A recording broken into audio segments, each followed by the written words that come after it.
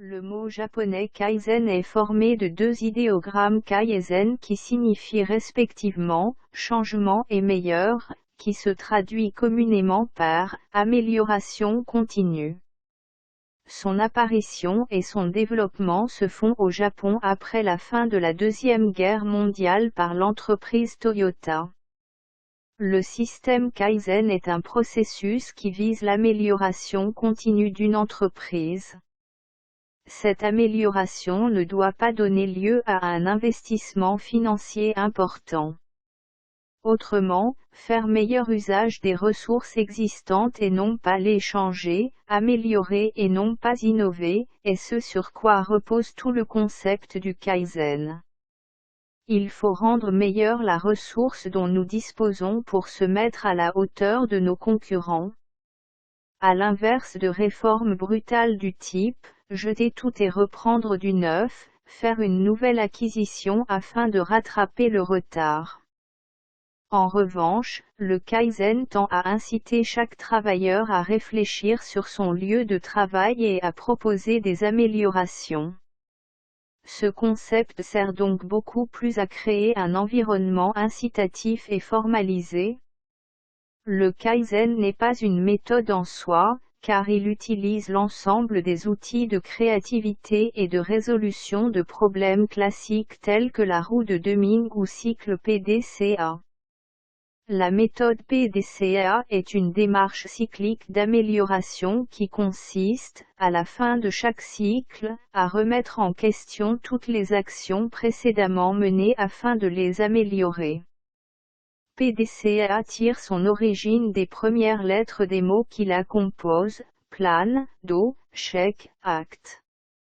La première étape du cycle est plan en français planifié, consiste à préparer et planifier ce que l'on va réaliser.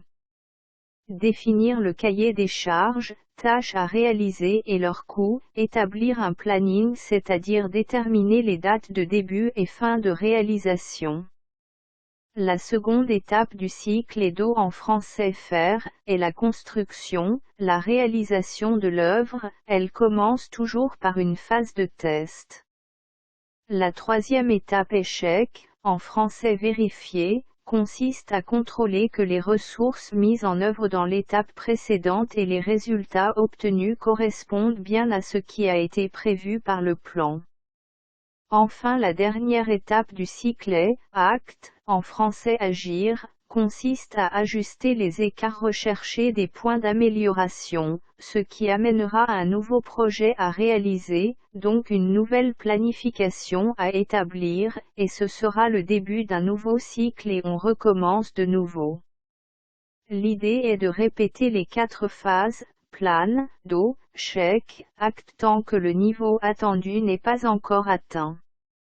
Selon l'illustration de Deming, on représente une cale sous la roue pour éviter de revenir en arrière.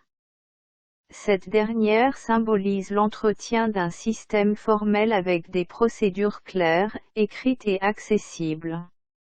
La bonne mise en œuvre du Kaizen passe, autre que le cycle PDCA, notamment par un système collaboratif et participatif où est privilégié le travail en groupe, puisque la réussite du système Kaizen repose plus sur l'implication des travailleurs que sur l'investissement financier.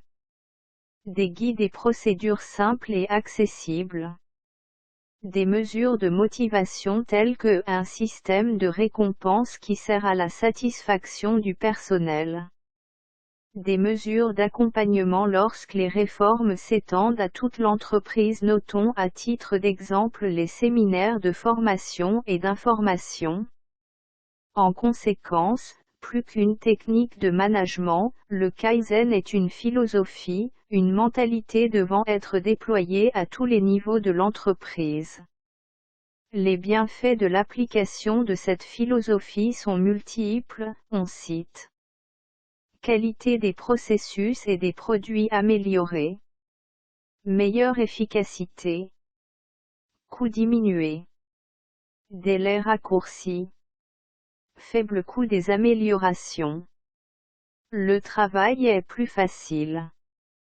La sécurité est renforcée. La communication est réelle et transparente dans les deux sens.